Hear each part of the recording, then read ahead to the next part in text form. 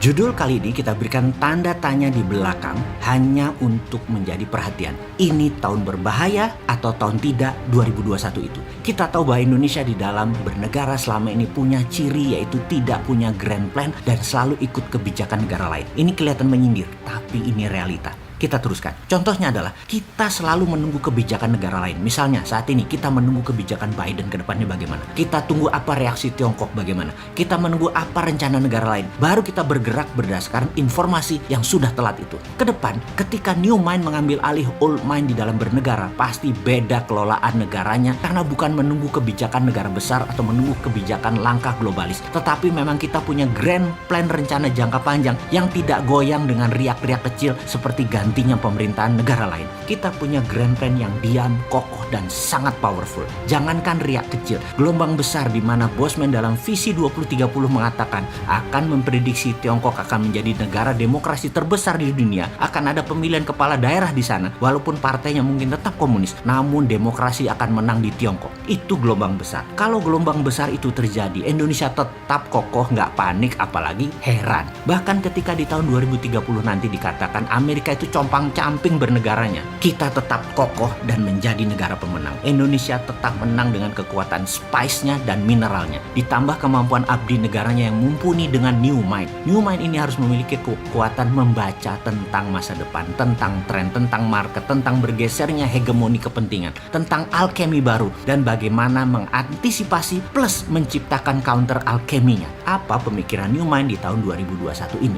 Kita review sebentar apa yang terjadi, melanjutkan peristiwa di tahun 2020 yaitu kondisi ekonomi yang 2 kuartal minus dan masih akan berlanjut minusnya karena imbas COVID. Masalah kesehatan dan politik luar negeri global akan sedang tidak begitu bersahabat. Plus gerakan ketidakstabilan juga ada seperti gerakan Tiongkok versus Partai Amerika pasca Trump di mana zaman Biden merupakan mendung yang terus menggayuti dunia. Efek BUMN-isasi di Indonesia mengubah peta arus uang di masyarakat dan akan mengalami puncak turmoilnya di tahun 2021 ini. Salah satu efeknya adalah pertumbuhan konsumen kelas menengah yang menjadi pilar kekuatan ekonomi domestik menurun. Tetapi kombinasi dengan the bad atau negatif tren tadi, situasi jangka pendek plus dengan the good atau tren globalis, struktural, dan jangka panjang. Globalis itu masih good. Inilah yang akan menghasilkan sebuah dinamika lingkungan bisnis yang menantang. Karena goods-nya milik globalis, bad-nya milik negara tidak berdaulat. Dan bagaimana kita memanfaatkannya dulu di awalnya milik globalis itu adalah seni menarik untuk kita keluar untuk menjadi negara berdaulat. Kita hanya mengingatkan,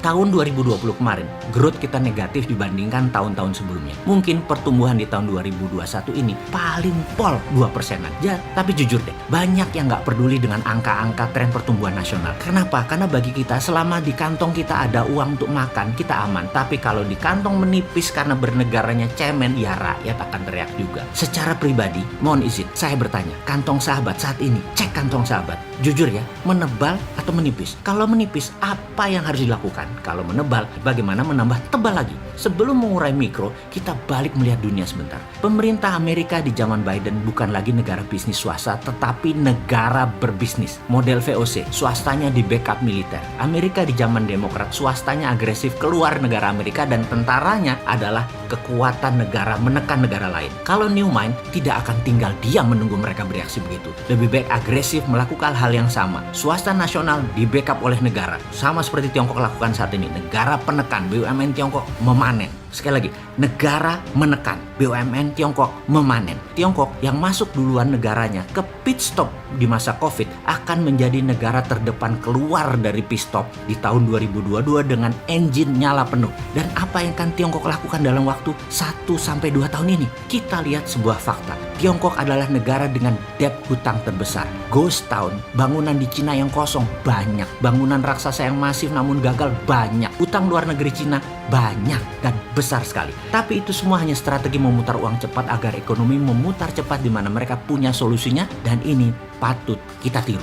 Dengan strategi obor, Tiongkok ekspansi. Obor memberikan hutangan kepada negara yang dalam tanda petik haus namun pendek akal. Proyek cepat kaya padahal ini adalah jebakan obor. Pinjaman uang Cina tadi dijaminkan proyeknya. Kalau perlu Tiongkok minta jaminan pemerintah atau sovereign garanti sebuah negara. Dalam pembukuan di negara Cina yang namanya debt swap, hutang Tiongkok yang besar tadi asetnya ditukar dengan utang dari negara pengambil uang obor. Catatan, Cina ekspansinya pakai BUMN. Di Cina dicatat dalam pembukuannya bisa disuap ke APBN Cina setelah aset negara lain plus jaminan negara setempat melengkapi kekuatan Tiongkok. Tiongkok beri bunga tentunya kepada negara peminjam, katakanlah 8-9%. Padahal Tiongkok dapat bunganya hanya 3-5%. Sudah dapat selisih bunga, aset hutang disuap, dapat jaminan lagi. Sempurna sekali cara mereka bernegara. Dan Indonesia terpesona, Bo. Diambil loh bullshit itu sama satu pejabat. Kita kena bunga tinggi, kena trap jebakan aset yang nanggung rakyat semesta hingga anak cucu. Dan pastinya 2022, 2033 akan kerasa banget karena cash flow kita menipis. Indonesia di masa ekonomi bust karena kebijakan tidak pro pengusaha sekarang menghadapi risiko besar di tahun 2021 ini. Kebijakan peningkatan pajak dan pemangkasan anggaran belanja Indonesia secara otomatis akan menimbulkan jurang fiskal atau fiscal cliff. Risiko besar dari kebijakan memangkas secara tajam defisit anggaran ini adalah akan terjadi kelangkaan peredaran uang di sepanjang tahun 2021.